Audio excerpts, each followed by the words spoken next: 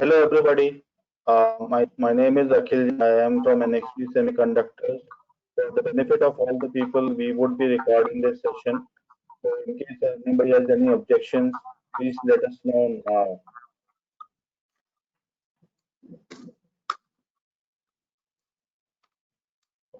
Okay. So again, welcome everybody.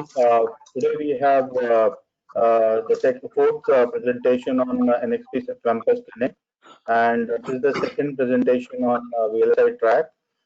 We are starting with the digital design track, and in this the first presentation on system and architecture engineering. Today we have two esteemed speakers from NXP, Mr. Giriraj Agrawal, who is director in NXP Semiconductors in MPUMC Engineering, and we have Sachin Prakash, who is senior architect in MPUMC Engineering. So I welcome you both for this presentation, and Giriraj, you can start now. Okay, thanks, Akhil. So, good evening, my young friends. It's my great honor and pleasure to come among you and getting the opportunity to share what I have been learning and practicing since last 25 years. So, what is systems and architecture engineering? Well, it is the department in the SOC hardware R&D. It gets inputs as a project requirement, which is in the form of one XLS, or it could be 3 to 4 page document. It's very high level project requirement document. And the output it generates is the detailed SOC architecture specifications, which could be sufficient to integrate the SOC and design the SOC. It contains all the minor details which are required to make the SOC. For example, the processors, the IPs, interfaces, clocking, reset, etc., etc. And system and architecture engineering is the first engineering in the value chain of SOC development. And the engineers which do this job are called architects. So, well, with this introduction, this slide is about SOC design flow. This has been covered in the last webinar, System Connect webinar, which my colleague shared with you. So I will just quickly recap the SOC design to be able to connect how system engineering places in the whole SOC development. So SOC development flow starts with the SOC design flow starts with the chip integration, which is basically connection of the IPs which are written in the SOC architecture specifications in a given fashion. This is followed by the SOC verification, and here and it is done to ensure that IP have been integrated correctly and is as per the specifications mentioned in the SOC architecture specifications. So just let me pull the laser pointer so that okay, yeah, sorry about that. Okay, so then the next step is about adding the testing logic in the DFT. And then finally, whole logic is there, including the DFT logic. It is physically implemented and timing closure is done before doing the tape out. And input to all these SOC design step is the SOC architecture specifications. And which is the output of system and architecture engineering. System and architecture engineering, as you can see in this slide, there are two major functions, system architecture and SOC architecture, which I will elaborate in the coming slides. So, following up the topics which we wish to cover, in this webinar. So, to appreciate the systems and architecture engineering, it is important to understand what are the systems in the context of SOC development. So here I will be taking 5G as an example to demonstrate systems and architecture engineering and so on. So next step is about the nitty-gritty on the systems and architecture engineering. Here we will be talking about the SOC design flow, deliverables, and the challenges which architect face. Then my colleague Sachin Prakash will be talking about the SOC architecture before we concluding before we conclude the session. Well, so NXP has been making baseband SoC in cellular infrastructure market from last 4 decades. There are several innovations to its credit, starting from 1G to 2G to 3G to 4G to 5G, and it makes the complete finished products. What it means is that baseband SoC, the reference design, the software stack, and the box. So NXP makes complete finished product. We recently taped out 5G baseband SoC, and this is right now is in the field trial stage, and soon it will be deployed in the mass market. And I'm proud to say that I architected this this SoC. So throughout this presentation, we will be taking this as an example to demonstrate about the systems and architecture engineering. Okay, so here is the 5G network. Well, in this 5G network, we have a base station, and base station is connected to few mobile terminals. So in the 3GPP terminology, base station is called G-Node B, and the mobile terminals, they are called the UE. And this is connected to 5G core network equipment, which is typically located in the service provider's premises, and eventually it is connected to internet. Then there is a very important component here called 5G CPE, which is responsible for bringing the internet to our houses. It takes the data over the wireless 5G network and gives the internet at the Ethernet. So this is CPE, like full form of CPE is the customer premises equipment, since it is located at the customer premises. And this is in the 3GPP language also called fixed wireless access, because there is no mobility. It is physically located inside the house. And there is another entity called gateway, which is responsible for distributing this internet to multiple Wi-Fi clients over the Wi-Fi network. And then we have many such set of base stations in the different localities of town. So here in this example, we will be taking 5G CPE to demonstrate the system and architecture engineering. So let's assume that NXP's customer has awarded 5G CPE as a project to make. So now NXP has been awarded 5G CPE as a project. So next step is about detail out all the hardware and software components which are required to make 5G CPE.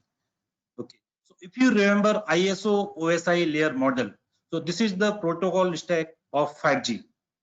We have first physical layer as layer 1, which is responsible for transmitting and receiving data over the wireless link. It has channel decoder, encoder, demodulator, modulator, etc. to make sure that data is received from transmitter to receiver reliably over the noisy channel environments. Then we have a layer 2 as a MAC, which is responsible for physical layer packet to the logical packet and error correction, and so on. We have higher layers RLC, PDCP, which are doing different functions. And finally, this wireless data is converted to the IP packet. So in this specific example where NXP has got a project to build 5G CPE, so the job of system engineering is to list out all the components, all the SoCs which are required to 5G CPE. So now let's look at that. So clearly we need SoC which is required to do baseband signal processing. So we need a baseband processor. Then we need another SoC which can do layer 2 and the higher layers. Then we need a radio transceiver which can convert digital IQ data to the radio frequency data. And as in this example, we are taking millimeter wave modem, so we need a antenna array. And finally, we also need to know how these individual SoCs will be talking to each other. What will be the SoC interfaces? So in this particular example, let's assume that in entire 5G CPE project, we got physical layer, which got evolved a lot from LTE, from 4G to 5G. So we got to develop this new SoC for baseband processor. So now we got a job at hand to build the 5G baseband processor SoC. So next step is about detailing out all the signal processing steps or all the processing steps which were required to do the baseband processing. So we need a transmit signal processing chain and we need a receive signal processing chain. I'm not going into details of what this chain consists of because probably that's not the topic to discuss today. So another component which is required, we need a processor which can do layer 1 management. What it is required to do is to manage, configure, and time all these processing chain as per the cellular system's timing. And then we need a transceiver control. Why it is required to do, we for millimeter wave we need to do analog beamforming per TTI, per TTI per time interval, and then also we need to switch between transmit and receive in the real time. So we need a real time transceiver control here, and also we need a interfaces, heavy bandwidth interfaces which can carry physical layer packet called transport block to the layer 2 and higher processor. And on the transceiver side, we need some interfaces which can transmit IQs to the RF transceiver, which can do the radio frequency modulation. Okay, so here comes the last step. We saw that we need to make a baseband processor which has certain signal processing steps. So next step is about how to map those signal processing into the real IP modules which are available. So we saw that we need a transmit and signal receive signal processing. So here we have chosen vector signal processor to do that transmit and receive processing along with the accelerator. We needed a layer 1 management processor. Here we chose a PowerPC processor which can do all kind of control functions to manage the transmit and receive signal processing. Then we need transceiver control, which is basically combination of SPICE, I2C, GPIO in combination with the PowerPC processor, which does the all required controlling which is done on the radio interface. And finally, we need SoC interfaces. So for heavy bandwidth pipe, which is required between layer 1 processing and the layer 2 and higher layer processor, we chose the PCI Express for that. And on the radio side, we had the ADC and DAC, which carry the analog IQ to the radio control. So to sum up here, the deliverables from systems and architecture engineering team is eventually the detailed architecture specifications, which control this block diagram, list of IPs, how it should be connected to provide all the sufficient details to integrate the SoC and build the SoC. Okay, so now to summarize here, the input to the systems and architecture engineering is high-level project requirement document, which could be 1-pager or 2-pager document, and then eventually system and architect has to deliver the detailed SoC architecture specifications.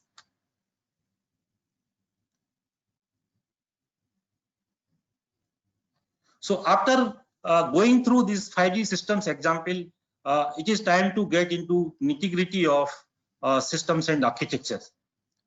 So system and architecture function, primarily it has 3 functions: system definitions, SoC definitions, and IP definitions. So let's talk about the system definitions. So system definition is about mapping the product requirement to a system, which consists of list of hardware and software components, which when put together can provide the required functionality and performance as mentioned in the project requirement. Now let's map it to this 5G example we just saw. So here is the input which comes to the system definition. So as you can see in this 5G customer premises equipment example, the first requirement is that this CPE should be compliant to the 3GPP release 15. Then we have set up radio interface requirements.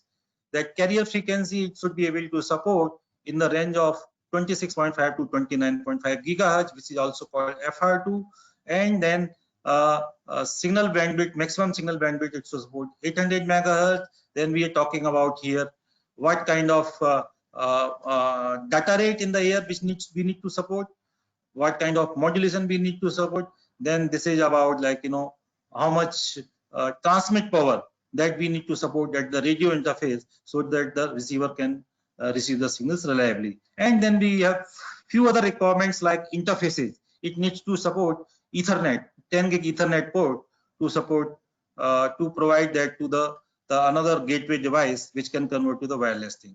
So this is just I took a snapshot of the example to demonstrate you what are the inputs to the systems and architecture engineering. And this document is owned by a different department called marketing team. So in this example, we had to build the CPE and the systems and architecture partitioned into 3 SOCs, as we saw. Okay. So the document, so the output of systems engineering would be a document which will be describing this partitioning in details and the high level requirement of each of these components, their interfaces, their performance requirement, etc. So the second function in the system and architecture definition is the SOC architecture, which takes the input from system engineering, the document which we just saw in the last slide, and detailing out all the requirements, mapping all those requirements to the individual IPs, and providing the detailed SOC architecture specifications, which will be to the details, like, you know, so that chip integration just, you know, refer that and can make the netlist out of that.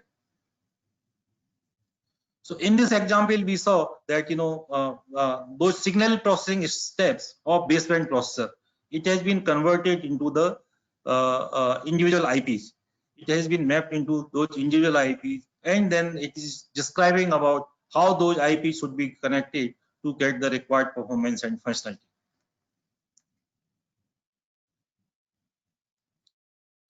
And last piece of it is about the IP definition. SOC is composed of several IPs.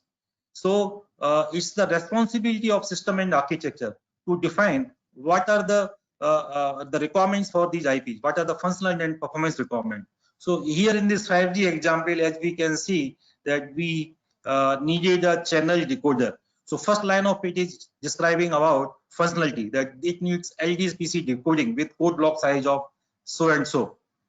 Then the next is about the performance, that we need so many number of parallel channels so that we can support parallel carrier components. And then also it describes about the interfaces, that it needs this input bus of this much bandwidth and this output bus of this much bandwidth. So this is also deliverables from the systems and architecture team to the IP team, which can design the IP based on these requirements. So now I'm changing the gear. Once we have the architecture definition done, it must be followed up by the architecture verification. So architecture verifications, they are basically, it's done at the 2 stages. So first verification, which is done before SOC implementation is done, and the second architecture verification is done after SOC implementation is done. So the architecture verification which is done before SOC implementation is called early architecture exploration. So what is done here is that, you know, we make the cycle accurate performance model of the SOC, and then we measure the performance. So this is done by the architects only. So we have to do this, we have external EDA vendors tools also, and we have the in-house tools also. And the second verification which is done is about when implementation is done. So this is when, like, we have the netlist available after chip integration. So there are several sets of verifications. There are several levels of verifications, and each levels of verification has different scope. So as we can see here, we have a systems and SOC level verifications. Then we have a IP level verification. Then we have a SOC interfaces verification, and then we have an interconnect and buses verification. So let's go through one by one how it is done and what is the scope of that. So about system level verification, this is typically done like, we build the test applications. We build the test applications which mimic the actual application. And the test bench here is like, the one or multiple SOCs. And typically this is done on the emulator or FPGA, which can build this kind of grand netlist. So here we run the test applications to see end-to-end functionality of the entire system and performance. And second level verification is done at the SOC level verification. So here we don't run the complete test application. We take part of it, and this is typically done on the SOC netlist. So we run end-to-end test. We run end-to-end test to make sure that entire SOC is able to perform as per the specifications. So if I take this, if I map this to the 5G example, for example, we can have a test case at the SOC level, which are doing the verification of one physical channel of 5G, and checking and verifying that, certain GBPS of interface, certain GBPS of bandwidth which is required at the radio interface, till the point like, where it is connected to layer 2 processor at the PCI Express. And the second or third level of verification is done at the IP level. So here like, test bench is about that particular IP and few IP surrounding it. Idea here is to do the local performance, local architecture verification for that particular IP. So if I just map that example here, we might need a core, we may need a core verification along with its memory systems to ensure that it is able to get the required number of MIPS to support that application along with that memory system. And third level of verification is done at the interfaces level. As we saw in the PCI Express example that, PCI Express has to support few gigabytes per second continuously at the layer 2 interface. So we need to develop a test bench and run the test cases to ensure that it is able to pump the required number of gigabytes per second from this layer 1 basement chip to the layer 2 accelerator. And last but not the least, I will say very important is the SOC bandwidth and latency verification. So we need to dimension the interconnect and busage properly.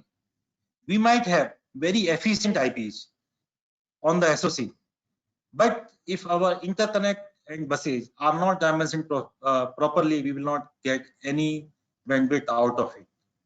For example, like, if I just this on again this 5G example, we had PCI Express.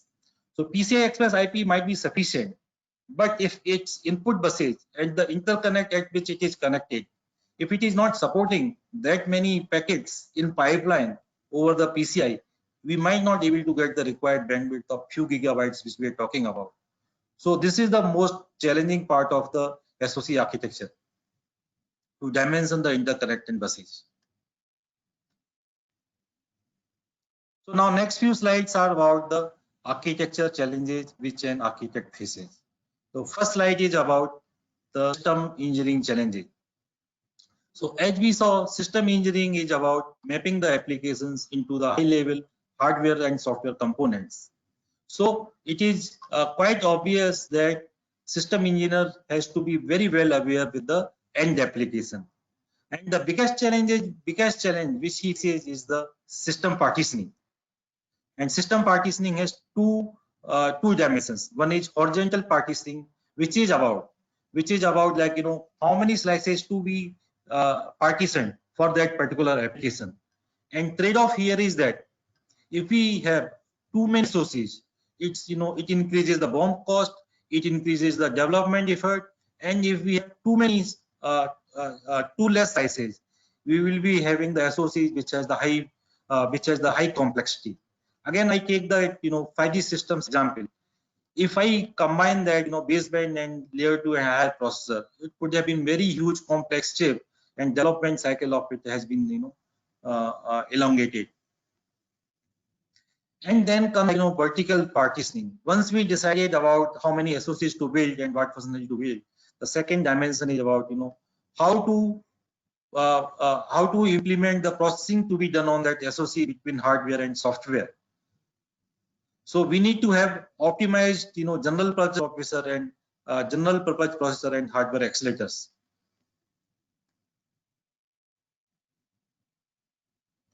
So this slide talks about the SOC architecture challenges. As we saw in the last slide, that SOC architecture job is to map the processing steps into the actual SOC components, in the IP that required to be there on the SOC. So there are a list of challenges which have been mentioned here. First, of course, is the core or processor dimensioning. Every SOC needs a processor which can be used to do some general purpose processing. And we have typically various flavors or portfolio of processors. For example, DSP core, general purpose processor core, vector signal processor core. Theoretically speaking, every function can be implemented on any of the processor because they all kind of have all kind of instructions. But it may not be apt to run each a given application to all the processor because it might not give the sufficient performance. So again, if I take that 5G CP example on that baseband processor, for signal processing, we chose specifically that vector signal processor, not any general ARM processor, to get the required performance. Then the next is about the hardware accelerator dimensioning. So it is again like to get the required performance, we need to do appropriate hardware and software partitioning. If we run everything on general purpose processor, we may not get the required performance. And we saw that channel decoder encoder is one of that example applications that if we run there on the general purpose processor, we may not get the required gigabits of channel decoding performance which we were looking for. So then the next challenge is about to identify each and every single IP to make that SOC to function. We cannot miss any function on the SOC. And the last and most important, as I talked about, it is about interconnect and buses definitions. We might have very, very good IPs, but if it has not been proper connected with the right interconnect and the right bus dimensioning, we will not get any performance out of that. And my colleague Sachin Prakash will talk about all these challenges in detail. So now next couple of slides is about the role of an architect. As we saw that primary responsibility of architect is the blue colored boxes. And when I say primary responsibility, what it means is that architect is responsible for the end deliverables. So we talked about mapping the project requirement to the system level document, hardware software partitioning, area estimation, power target, block diagram, and then the detailed SOC definition, which include detailed SOC architecture specs, pin boxing, and so on, which my friends in class will talk about that. But then there are secondary responsibility. What I mean to say is that in these responsibility, architect is not directly responsible for end deliverables, but it is heavily engaged on each of these deliverables. It puts considerable amount of energy, and engaged heavily to deliver all those things which are mentioned in the purple color boxes. First is about the development of the design of the SOC, design cycle of the SOC. So architect is engaged at each stage of the design cycle. We saw that first step is integration, then verification. So at integration, architects reviews the netlist that the IPs are connected properly as per the specs. on the verification, it verifies, it reviews the test plan. Rather, it offers like, these are the test cases which needs to be built to do the required functionality and performance. And then on STA, it may be providing the timing constraints for the new interfaces which are not reused. So just to summarize again, like, in entire design process cycle, architect is heavily engaged in each and every step to ensure that design is proceeding in the right direction. And the next responsibility of the design is to provide the customer to support the application engineering to just generate customer facing document. For example, user guide, data sheet, etc. Because architect is the one who has most exposure about the product and had more and I will say having the broader knowledge about the product. So he has to ensure that all the enough details has gone to the customer facing document. And then we also have another box here, the silicon debug. So we might, when silicon comes out after the tape out, there might be several bugs. So he also engages there very proactively to debug that, where the bug lies, in which component bug lies. So he is also engaged here heavily. Well, this slide is having the same contents as we saw in the last slide, detailing about architect's responsibility. But difference here is that instead of design cycle, the design cycle here is projected in terms of the project management milestones. So before execution, where the design cycle starts, there are three important phases of a project from the project management perspective: pre-concept, concept, and definition. And that's where the heavy engagement of the systems and architecture is, and that's where its primary responsibility is. So here now I hand over to my colleague Sachin Prakash to discuss with you in detail about the SOC architecture. Sachin, over to you.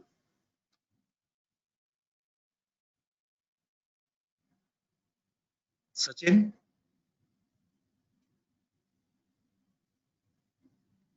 Sachin, you might be on mute. We are not able to hear you.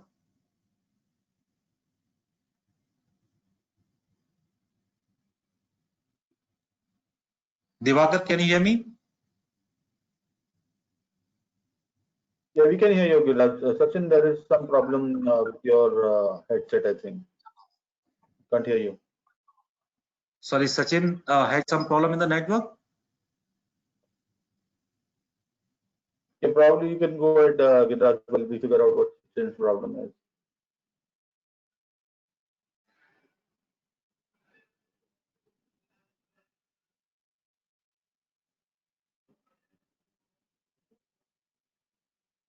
Yeah, my mouse is also, I don't know. So this slide details about, what all challenges that SOC architecture faces and what all kind of job it has done. So far, what I had covered was. Viraj, can you hear me now? Yes, I can hear you. You can take over. Okay, sorry, there was some issue. Oh, that's fine. That's fine. Please continue. Okay. Thanks, Viraj, for covering. So my name is Sachin. So let's keep going without wasting any more time. So we have already seen in previous slides how the market requirements are gathered, then how the system is envisioned around it. Finally, how it is broken down into at the system level, and how different what should be the full system, all that is defined during the initial phases. Then it comes down to how the SOC will look like. So here actually in the slide which is being shared right now, we have the same SOC which Giriraj covered, that is in background, and different components of SOC architectures which we take care during the definition is marked in purple boxes. So top one, for example, is the core selection. That is very important criteria. There are various kind of cores available in the market. E2 Power Series cores are in-house from NXP, so those are our cores. Then other cores which are very widely accepted in the industry is the ARM processors.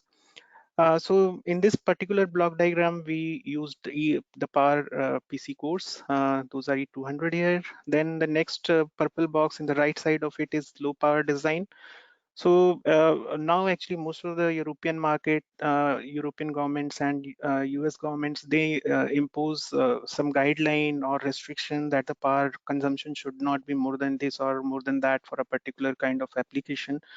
So it is a responsibility of the system designer to keep track of the power consumed within different components, and SoC is one of them. Then the next one is the bus architecture and the interconnect. So there are various industry standards, industry standard bus architectures. Some are provided by ARM. So like AMBA 2.0, AMBA 3.0, like AHB, APB, then AXI, CHAI, or ACE, those kind of buses are there. So all those, this infrastructure is selected depending on the requirement and mostly performance and how the interconnect will be designed. So one part of the interconnect is the bus architecture, other part of the interconnect design is the performance requirement. All those have to be taken care at the architecture phase. Then the next components are the interfaces. So interfaces can be of analog type or digital type interfaces. So ADC DAC shown here are direct analog interfaces to RF modules. Then PinMux. So PinMux is very important aspect. It looks like it is a simple one, but there's a lot of effort required here because we cannot contain infinite number of IOs in a small SoC. The chip becomes pad limited, means we cannot go beyond a certain limit for the pins.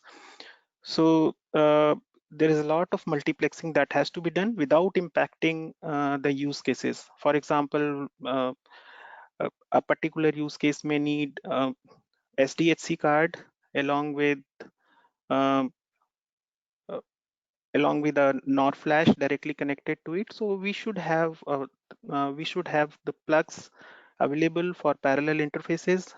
So whatever are the use cases, those have to be met depending on the application. Next one is clocking and reset.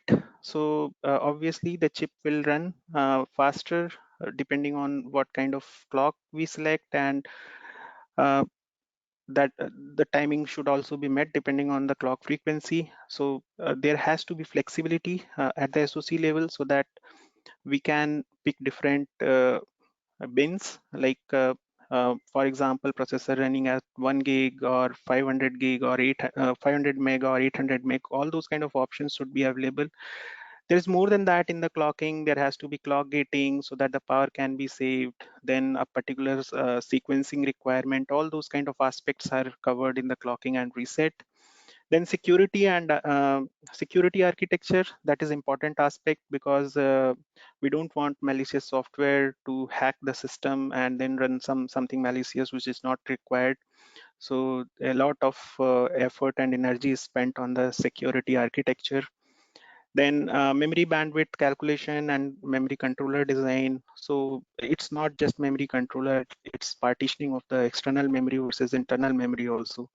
So internal memory is obviously very costly because that increases the die area, uh, and external memory, the problem with external memory is the kind of latency, because to access the data from external memory consumes more time as compared to internal memory. There has to be some trade-off between them, and based on the requirement of the SoC or the application which we are targeting with that SoC, all those partitionings are decided and proper interfaces are selected. Then moving over to next slide, Giraj.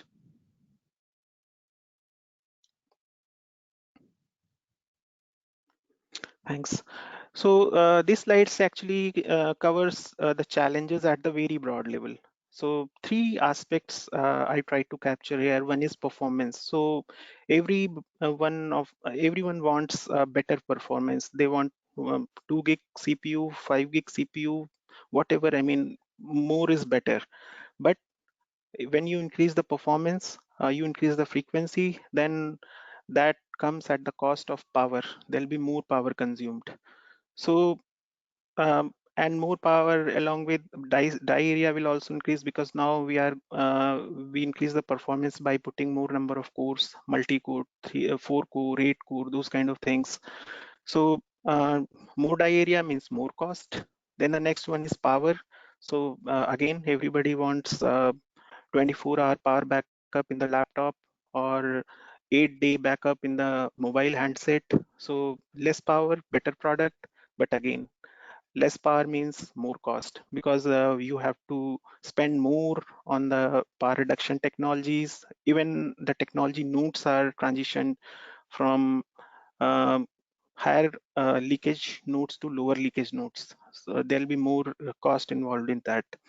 So low power means more cost. Then the cost, obviously, nobody wants to spend more dollars to buy a product. So cost is, but so if you look at more performance, more power, but less cost. So cost is going in the other direction of power and performance. So there has to be some trade-off, and it is very important that we meet all the customer specific requirement at lower cost, lower power, but more performance. Can you move over to next slide, Diraj? Thanks. Then processor selection. This was one of the purple box we covered in the SoC architecture. So processor, there are different kind of classification of processors. One is the general purpose application processor, which runs most of the applications, operating system, then applications which we download over the operating system. Real-time processors are very important. In our day-to-day life, probably we don't use real-time processors, but if you look at automotive application or industrial application where 1 millisecond delay can cause serious issues, then real-time processors come into picture. So those are important. Then next one is microcontroller. So microcontroller, actually it is more than processor. It contains a few components which is required to create a system within itself. For example, a timer, a watchdog, or internal memory, which can be used to store the data or the instruction. Then the next one is digital signal processor. We all read digital signal processing in our college subjects. So digital signal processor is a very generic processor which executes signal processing steps. So, and the next one is the vector signal processor. It is a specific type of digital signal processor, we can say. But vector signal processor is becoming more and more popular nowadays, because very application specific processing is required at some point of time with lower power. So we can say vector signal processor is a subset of DSP, but it is very widely accepted now. Can you move to next slide, Giraj? Then general purpose processor criteria. So instruction set. So this is very important, actually, instruction set. Probably you must be knowing that Motorola was the innovator of the processor in early 80s, but now who use Motorola processors? Probably no one, because now we don't have the ecosystem around it. Now the processors which are being used in the industry are either X86 or ARM processors, or up to some extent PowerPC cores. So that's why actually ecosystem around the processor is very important, and instruction set actually drives that. If you have a common instruction set which is very widely accepted in the industry, then you will find more tools, more support, more software, debugger, those kind of things. Next one is the frequency of operation or instruction per cycle, the pipeline structures. All these three things actually drive the performance of the processor. So more frequency or more IPC means better performance. Pipeline structure is obviously that helps in improving the performance of the microprocessor. Then number of threads. So now actually we have industries facing a different kind of issue. So earlier, all the companies tried to increase the frequency, but now they have reached up to a limit where they cannot increase the frequency. For example, beyond 3 gig, it is very hard to cross that boundary. So what different companies are doing, in place of increasing the frequency, they are putting more number of cores, and within one core they are putting more number of threads so that they can achieve the parallelism. So basically, theoretically, you can say 2 threads means each thread is running at 1.5 gig, so you are achieving 3 gig of performance. So all those kind of things are happening now in the industry. Next bullet is for synchronous or asynchronous multi-core. So what is synchronous or asynchronous? So earlier, actually, before you can say 2010 or maybe 2008-9 time frame, there used to be multiple processors in the system, but those processors, one of those processors used to be the master, and other processors used to work like a slave. So main processor, which used to work as a master, used to distribute the work among the slave processors. That was not very efficient, because it all depends on how efficient master processor is in distributing the load to different slave processors. So now actually the system is more efficient with synchronous multi-cores, where all the processors run in parallel and operating system distributes the task depending on how loaded those processors are, so that there can be equal distribution of workload. So synchronous is better. Then cache architecture. So you must be aware that L1 level 1 caches are faster. The access latency of caches is a lot lower than external memory, and all the cache architecture is dependent on the theory of locality. So L1, L2, L3, those kind of caches can be available in the system. Then the system cache might also be available, which is shared with different IO processors. So cache architecture is important. Then the next one is the power consumption. So low power cores are more popular as compared to high power cores. So for example, ARM cores are the best cores in terms of power consumption. Area consideration, obviously, if there are 2 cores with same performance level, but with lower area, then the lower area processor is the desired pick. So area is another part. Then the benchmark performance. So benchmark, there are many industry standard benchmarks which are run on the processors, and then the comparison is done. For example, Drystone or CoreMark or LM-Bench, all those are industry standard benchmarks which are run on different processors from different companies. For example, AMD, Intel, or ARM, or maybe NXP PowerPC. So that's how we any third part, any customer, actually, that's how they come to know that this processor is better than the other. Otherwise, if every company makes its own benchmark, they will prove that their processor is better than other. So these are industry standard benchmarks which are important to see. Then application specific extensions like floating point extension or crypto support. So now actually what customers want is, like, they want some kind of signal processing capability also in the general purpose application processors.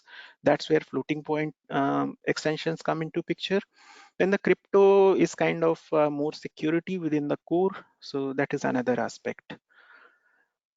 Giras, can you move over to next? Next one is the accelerator. Giriraj actually touched base on the accelerator part. So the picture you can see in the right side of the slide, this is car jack. So what this car jack actually does, it is doing something very efficiently with less power and with more efficiency, and that's what actually accelerator does in the SoC. So um, uh, if you try to lift the car using your hands, probably you will not be able to. Even 2 people will not be able to. But the car jack does it very efficiently. So that's what accelerator is doing. It performs very very specific kind of task in a very efficient way with very less power.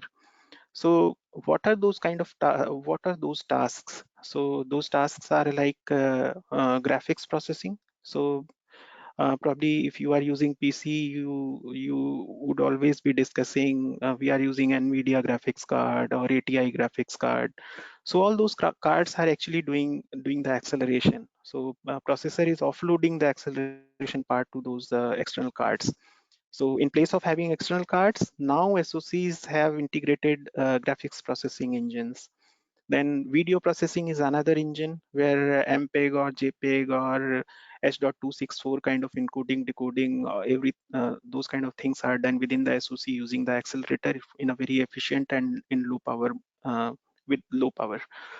Then image processing, and the last one is the baseband processing. So Giriraj touched different acceleration which are required for 5G processing. So those kind of stuff is executed by baseband processing engines. Next slide, please.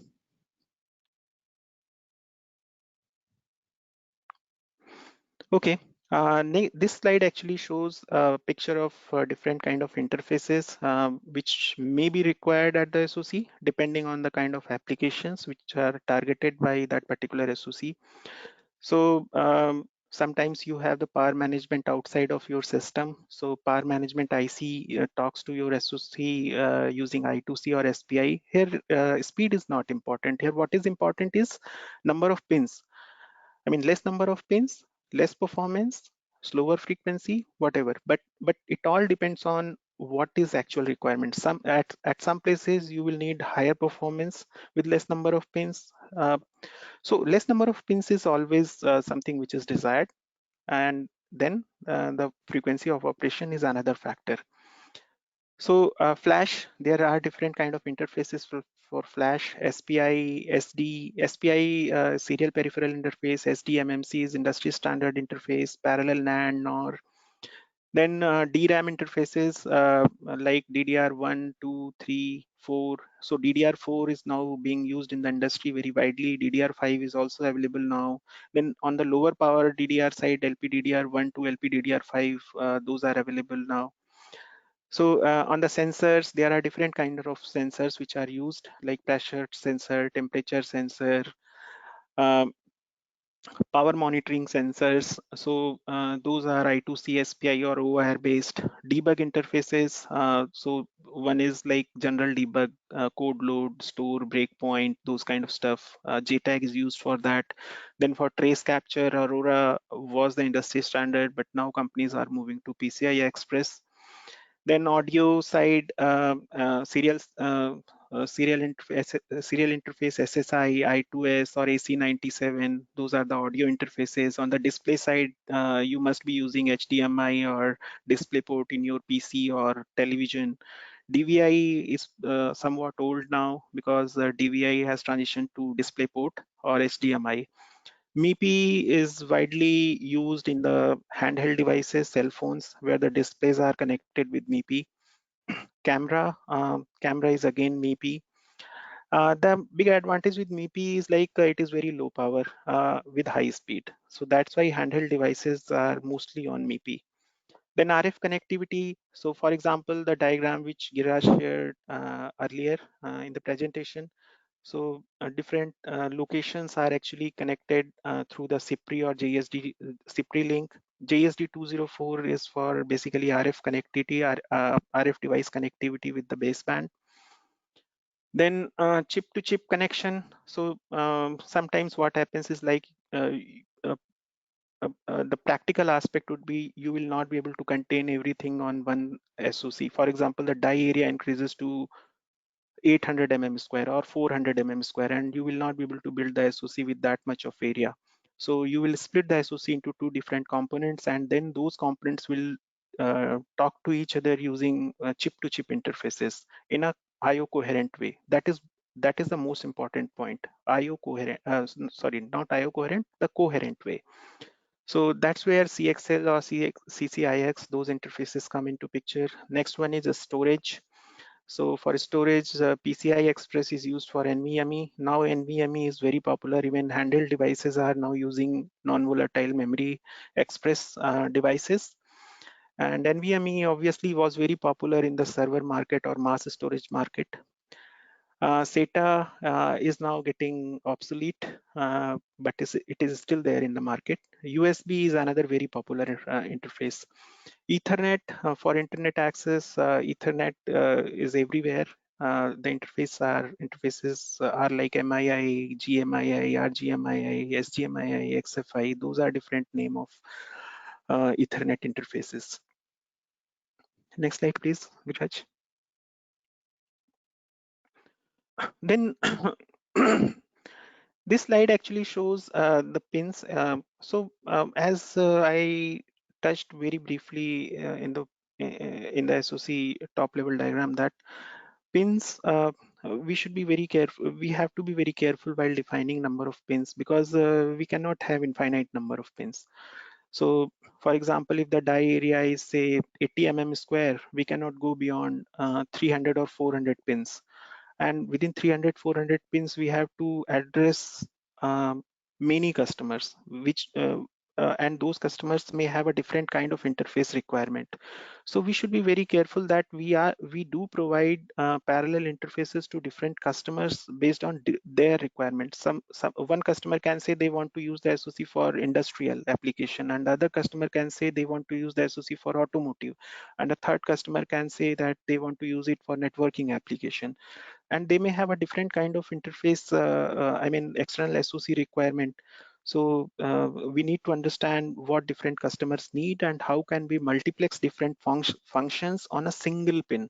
That is more important, so that we can contain the number of pins to 300 or 400, but still address all the customer requirements. So that is important aspect of pin definition. Actually at the package level, we call it pin. At the die level, we call it pad. And pads are generally IO type, input or output. And there is one select, which selects between input or output. Next slide, please. This slide actually shows the clocking, reset, and initialization part. So this is just a symbolic block diagram. So there can, depending on what kind of application we need, how many processors, accelerator clock frequency requirement, interface clock frequency requirement, based on that number of PLLs are selected. Then the clock controller module actually, it uses different kind of multiplexing scheme, initialization scheme, so that all the modules get the clock at the right time. Then the clock gating cells are used to gate off the clock if a particular module is not being used. Another aspect of clock controller can be to dynamically increase or decrease the frequency to save the power. So so basically clock controller does a lot more than what it looks like. For another aspect of the clock controller could be it provides the right initialization sequence for the booting, so that suppose a customer wants to boot the chip in one configuration, and in other case it wants to boot up the SoC in a different configuration. So all those things are covered within the clock controller. Next slide, please.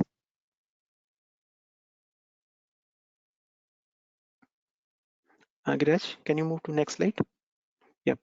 So low power design. At the very broad level, actually, the power is consumed in static or dynamic. There are two types of power consumption, we can say, static or dynamic. Static is mostly the leakage part, and dynamic is mostly the switching part. So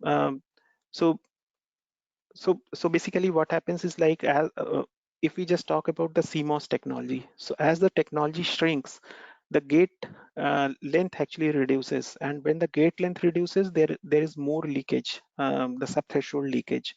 So the static power consumption became a big problem when we moved from 90 nanometer to 65, 55, or maybe 28 nanometer. But after that, actually, there was a big relief when FinFET technology came into picture. With FinFET, actually, static power reduced significantly. And on the dynamic front, actually, the formula is simple: the CV square F, which we read in our colleges. So it is capacitor, it is voltage, and it is frequency which drives the dynamic. So we should be very careful in deciding the frequency. Voltage is mostly driven from the technology. So so that's how actually dynamic is controlled. And what are the so how the power is saved actually? So for static power saving, if the module is not being used, then gate off. So how can you get the power? There are techniques like SRPG, which is state retention power gating, SNRPG, which is save and restore power gating, PG is the power gating, well biasing, where you reverse bias the substrate layer. So, but the problem is, like, when you power gate a module, there will be a penalty of the wake up time. There'll be more wake up time, so the system will come up after some time. So there has to be proper balance between the power saving techniques and the wake up time.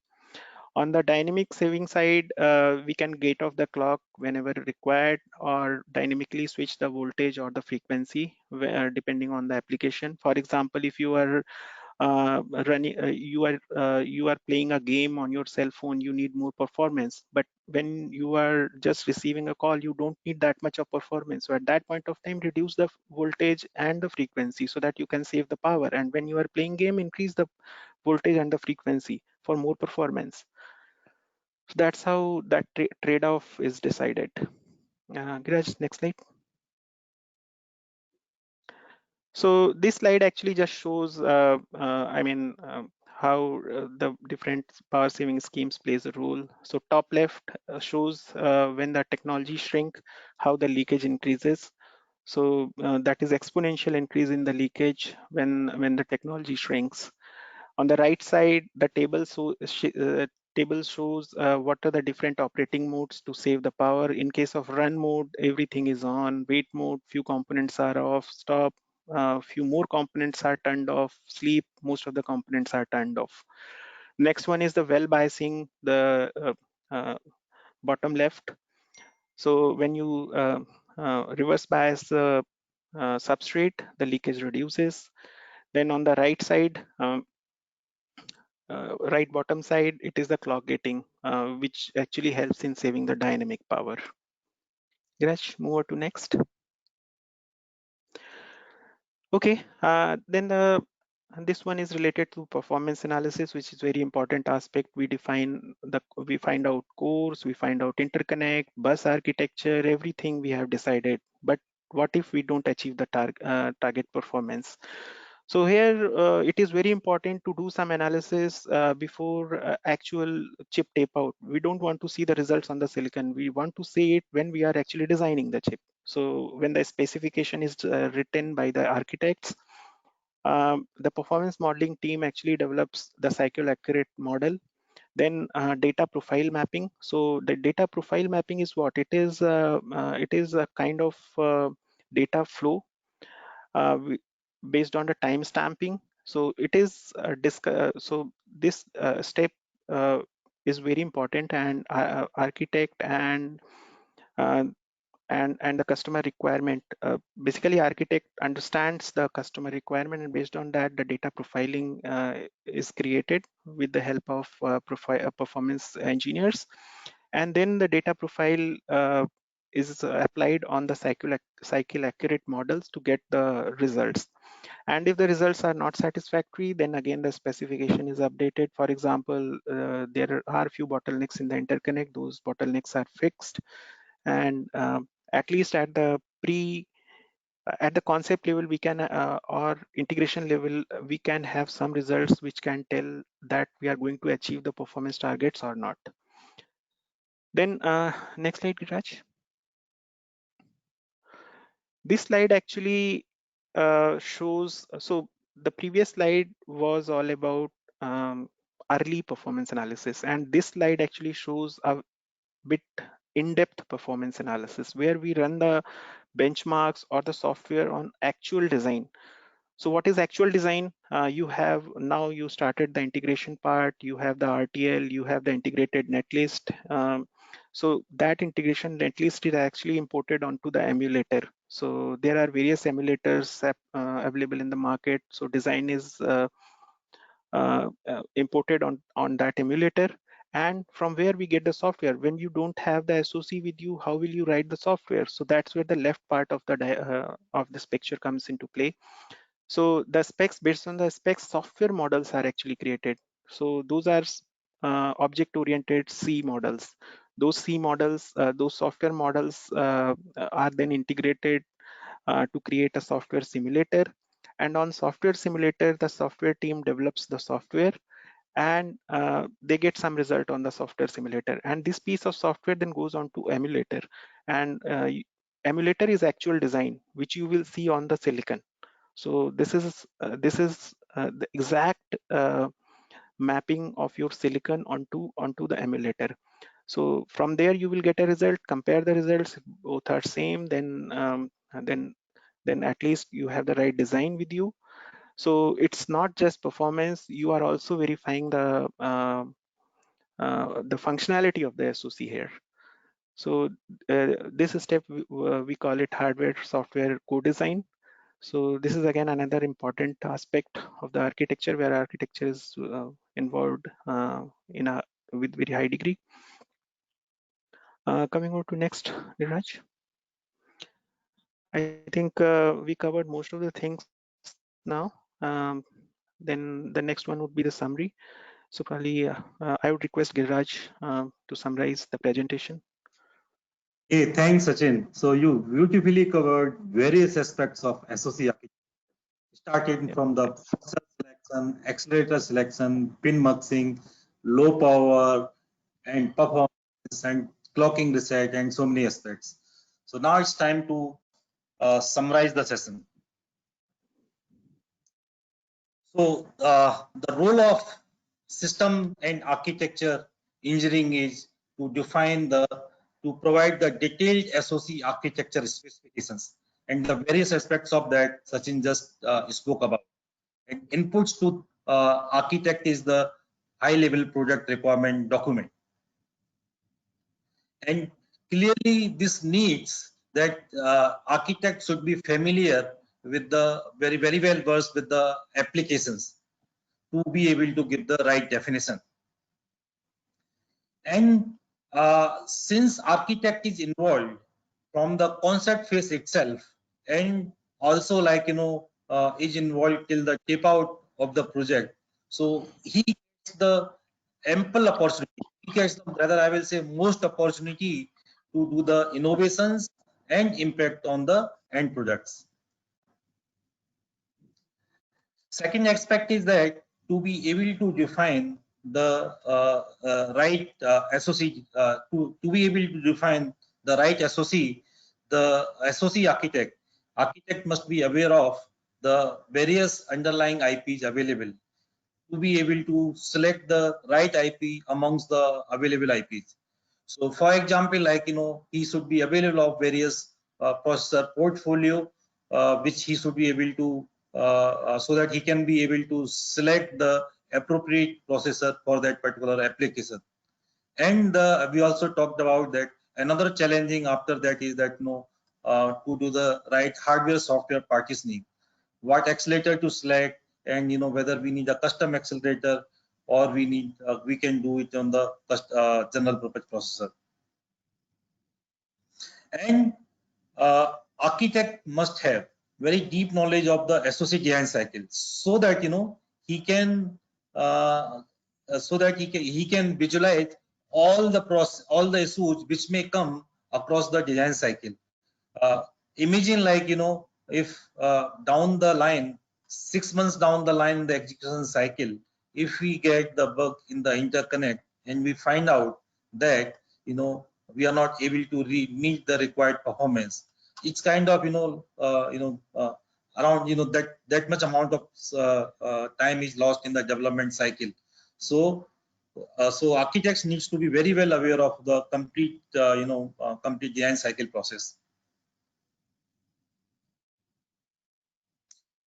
And last but very important, that architect has to have very analytical skills, so that he can imagine, so that he can conceptualize the new ideas and can do the innovations in the new products or in the product definitions. So with that, we end up our presentation, and I open the floor for the question and answers.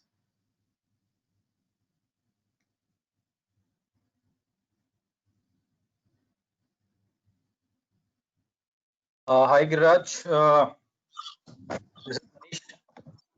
Thank you for this nice presentation. Am I audible? You are now audible, but please go ahead. Okay, yeah, Sachin and Giriraj, thanks a lot for today's presentation. Very nice inside of the design, architecture, and system engineering. Thanks for that. There are few queries. Rahul, please stop the recording if you are listening. So there are few queries. Any queries?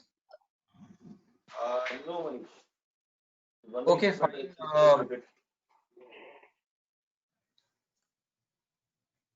No queries, Rahul, right? no queries, please study. Okay. Do we have